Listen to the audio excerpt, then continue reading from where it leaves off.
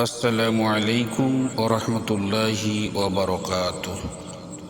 আলহামদুলিল্লাহি ওয়াহদাহু ওয়াসসালাতু ওয়াসসালামু আলা মান লা নাবিয়্যা বা'দা।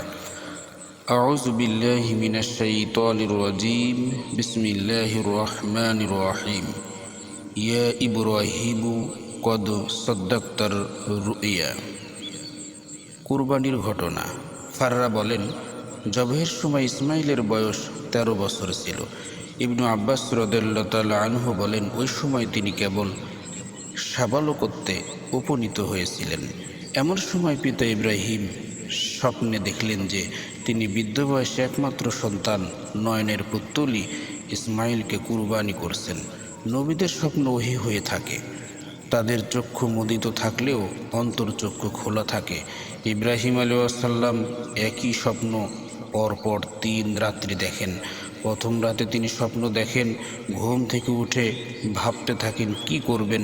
এজন্য প্রথম রাতকে ৮ জিলহজ ইয়ামুত তারবিয়াহ বা স্বপ্ন দেখানোর দিন বলা হয়। দ্বিতীয় রাতে পুনরায় একই স্বপ্ন দেখার পর তিনি নিশ্চিতভাবে বুঝতে পারেন যে এটা আল্লাহর পক্ষ হতে নির্দেশ হয়েছে। এজন্য এই দিনটি ৯ জিলহজ ইয়াউমু আরাফা বা নিশ্চিত হওয়ার দিন বলা হয়। তৃতীয় দিনে পুনরায় একই স্বপ্ন দেখায় তিনি ছেলেকে কুরবানির ব্যাপারে সিদ্ধান্ত নেন।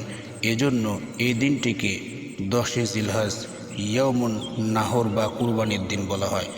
এ সময় ইব্রাহিম আলাইহিস সালাম শয়তানকে ৩ স্থানে ৩ বার ৭টি করে পাথরের কঙ্কর ছুঁড়ে মারেন। উক্ত সুন্নাত অনুসরণে উম্মতে মুহাম্মাদী ও হজের সময় ৩ জামরায় ৩ বার শয়তানের বিরুদ্ধে কঙ্কর নিক্ষেপ করে থাকে এবং প্রতিবারে আল্লাহর বরত্ব ঘোষণা করে আল্লাহু আকবার বলে থাকে।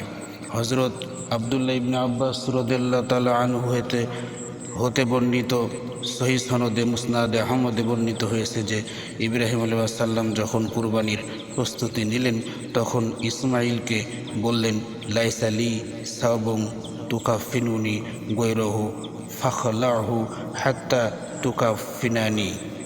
আমার কোনো কাপড় নেই যা দিয়ে আপনি আমাকে কাফন পরাবেন, অতএব আপনি আমার গায়ের জামা খুলে নিন যাতে এটা দিয়ে আমার কাফন পরাতে পারেন।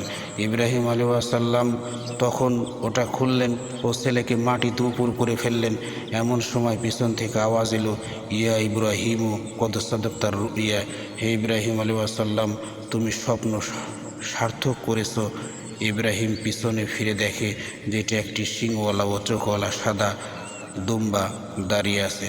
অতঃপর তিনি সেটি মিনা প্রান্তরে সাবির টিলায় পাদদেশে কুরবানি করেন। ইবনু আব্বাস রাদিয়াল্লাহু তাআলা আনহু, এজন্য আমরা কুরবানির সময় অনুরূপ ছাগল দুম্বা খুঁজে থাকি। তিনি বলেন, ওই দুম্বাটি ছিল হাবিলের কুরবানি, যা জান্নাতে ছিল, যাকে আল্লাহ ইসমাইলের ফিদিয়া হিসেবে পাঠিয়েছিলেন। ইব্রাহিম উক্ত দুম্বাটি ছেলের ফিদিয়া হিসেবে কুরবানি করলেন ও ছেলেকে বুকে জড়িয়ে ধরে বললেন, ইয়া বুনাইয়া আল ইয়াউমা উহিবতা লি। হে পুত্র, আজই তোমাকে আমার জন্য দান করা হলো। নিঃসন্দেহে এখানে মূল উদ্দেশ্য জবেহ ছিল না, বরং উদ্দেশ্য ছিল পিতা পুত্রের আনুগত্য ও তাকওয়ার পরীক্ষা নেওয়া। সেই পরীক্ষায় উভয় উত্তীর্ণ হয়েছিলেন। পিতার পূর্ণ প্রস্তুতি এবং পুত্রের স্বতঃস্ফূর্ত সম্মতি ও আনুগত্যের মাধ্যমে। ইমাম কুরতুবী উপরোক্ত ১০৭ নং আয়াতে ওয়াকাদাইনাহু বিযিবহিন আযীম উল্লেখ করে বলেন, এই আয়াতটি দলিল হলো এ বিষয়ে যে উট ও গরুর চেয়ে ছাগল কুরবানি করা উত্তম। রাসূলুল্লাহ সাল্লাল্লাহু আলাইহি ওয়াসাল্লাম নিজেও সিংওয়ালা 2টো করে খাসি কুরবানি দিয়েছেন।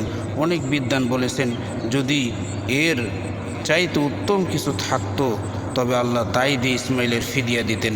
তবে উট, গরু, ভেড়া বা ছাগল দ্বারা কুরবানির ব্যাপারে স্পষ্ট হাদিস রয়েছে। আসসালামু আলাইকুম ওয়া রাহমাতুল্লাহি ওয়া বারাকাতুহু।